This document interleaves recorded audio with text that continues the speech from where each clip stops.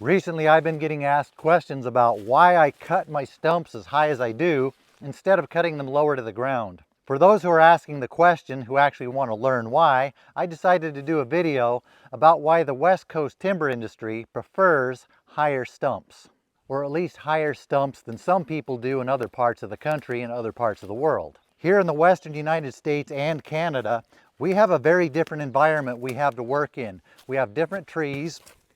We have stumps to trip over just like everyone else, and that was one of the lower stumps in the area. Maybe that's one advantage to high stumps, is you can see them better when you're walking through the woods. You're less likely to trip over them. That's not the direction I was going to go with this, but that is maybe one advantage. Different terrain, different trees.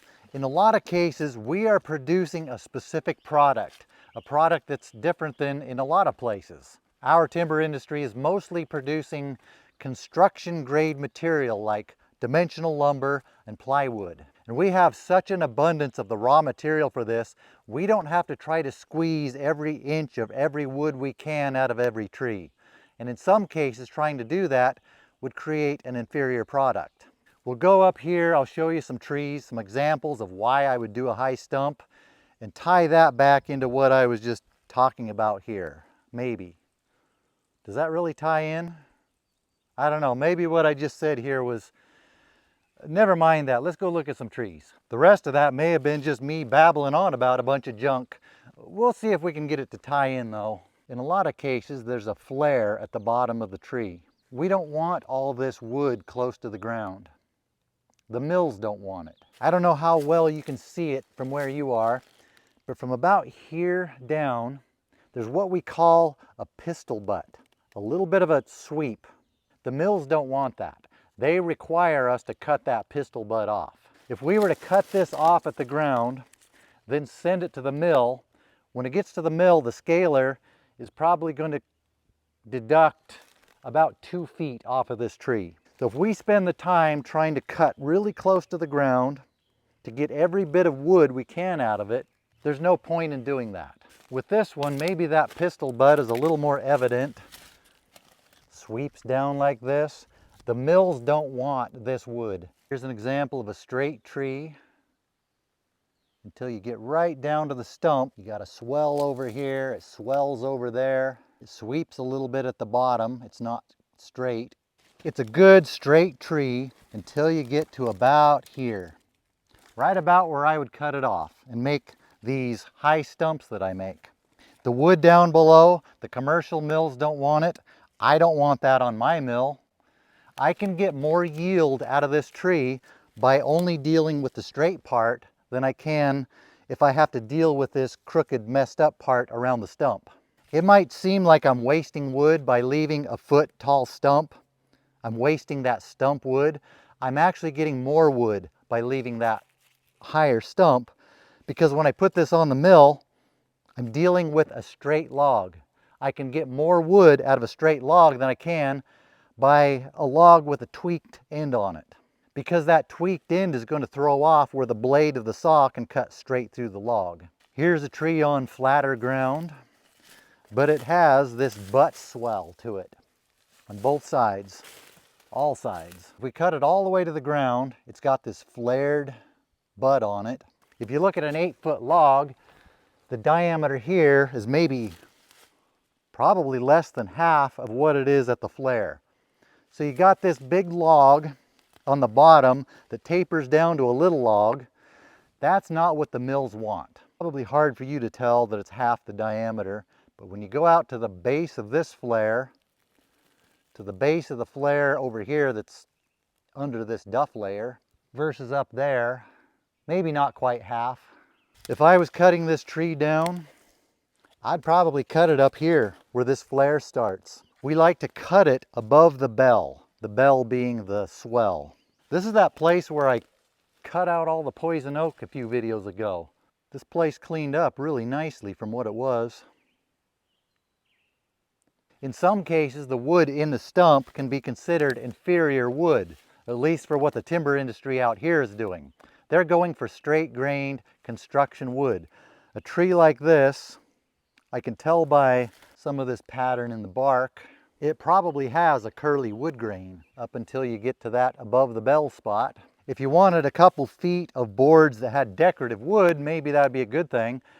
But the mills that are going to want this log, they prefer straight grain. Construction wood, that's what people want, straight grain. With some species, there could be more resins in the stump. There could be a bigger chance of rot in the stump. Here on the West Coast, we just don't have motivation to go after that stump wood. We don't need to cut our trees off low to the ground to get that stump wood we don't really want.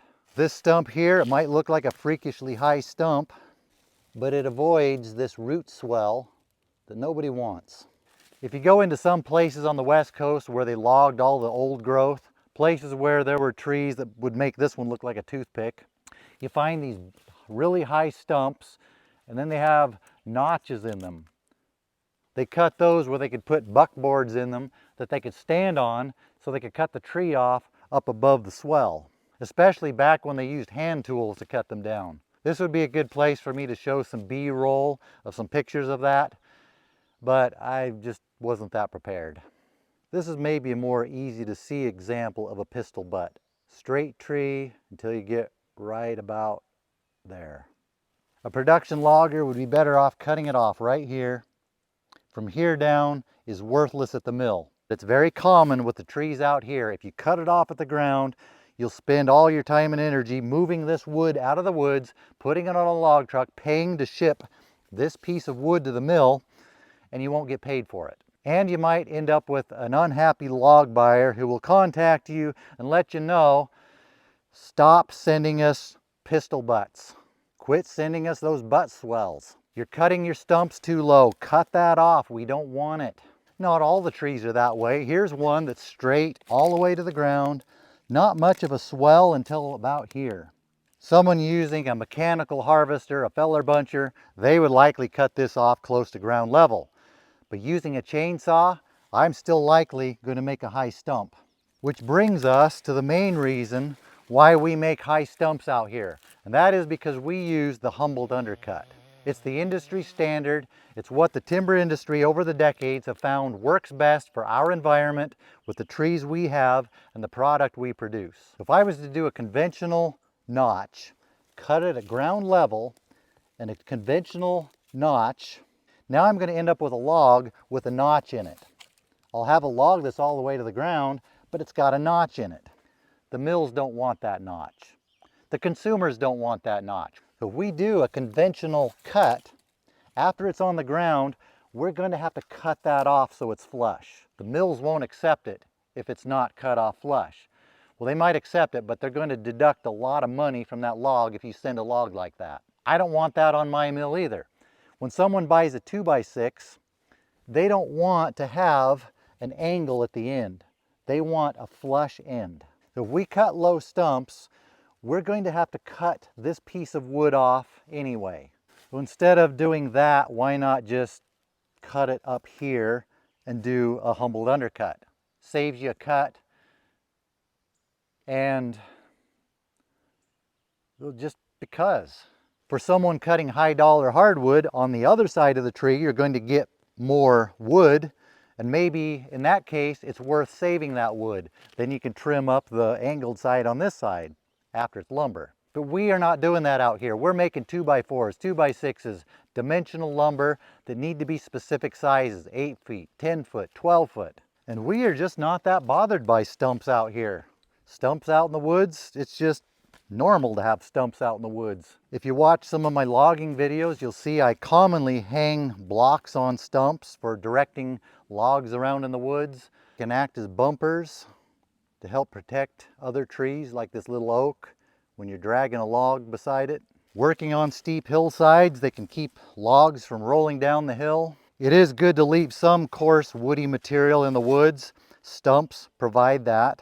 As stumps get old, they start getting cracks and crevices in them. If you start peeling the bark off, you'll find there are critters in there. Very commonly see pileated woodpeckers working over stumps. A lot of times humans think they need to clean up everything in the woods, make everything look nice and clean and tidy, all the stumps cut down low. But that's not what nature likes. A natural forest has an amount of junk, woody junk laying around for nature to be in. Why not take that stump wood that we don't want and leave it for that? And sometimes it's nice to have a good stump to sit on. If this stump would have been cut low, it just wouldn't be the same.